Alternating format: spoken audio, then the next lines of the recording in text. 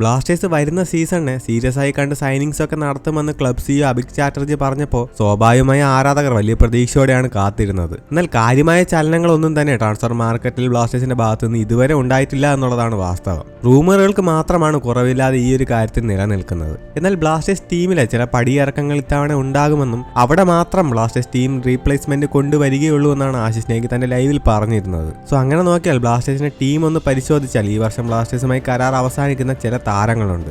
എത്രയും പെട്ടെന്ന് തന്നെ ഈ താരങ്ങളുടെ കരാർ പുതുക്കിയില്ലെങ്കിൽ കരാർ അവസാനിച്ച് ക്ലബ്ബ് വിടാൻ സാധ്യതയുള്ള 3 താരങ്ങളാണുള്ളത്. ഇതിൽ ആദ്യത്തേത് നമ്മുടെ മുന്നേറ്റ നിര താരമായ കോമി പെപ്പറയാണ്. അദ്ദേഹത്തിന്റെ കരാർ ഈ വർഷം അവസാനിക്കുകയാണ്.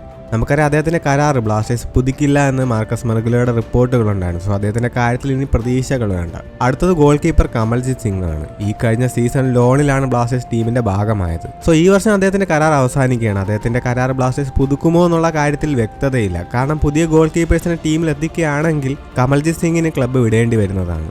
സോ അടുത്തത് ഇഷാൻ പണ്ഡിത്. അദ്ദേഹത്തിന്റെ കോൺട്രാക്ട് ബ്ലാസ്റ്റേഴ്സ് പുതുക്കില്ല. അതുകൊണ്ട് ക്ലബ്ബ് വിടാൻ തന്നെയാണ് സാധ്യത. കേരള ബ്ലാസ്റ്റേഴ്സ് വളരെ പ്രതീക്ഷയോടെ ടീമിലെത്തിച്ച താരമാണ് ഇഷാൻ പണ്ഡിത്. ബട്ട് പരിക്കും ഗെയിം ടൈമും ഒക്കെ അദ്ദേഹത്തെ വല്ലാണ്ട് തന്നെ ബാധിച്ചു എന്ന് തന്നെ പറയണം. ഇനി നമുക്ക് അടുത്ത ട്രാൻസ്ഫർ ജാലകത്തിൽ ബ്ലാസ്റ്റേഴ്സുമായി കരാർ അവസാനിക്കുന്ന ഒരുപാടധികം താരങ്ങളുണ്ട്. ആദ്യത്തത് Dusan Lagator, Noah Sadaoui, Milos Drincic, Aiban Dohling, Jesus Jimenez, Danish Farooq, Sachin Suresh, Mohammed Azhar, Mohammed Aimen, Mohammed Sheheef. ഈ താരങ്ങളുടെ കോൺട്രാക്ട് അടുത്ത സമ്മറിലാണ് അവസാനിക്കുന്നത്.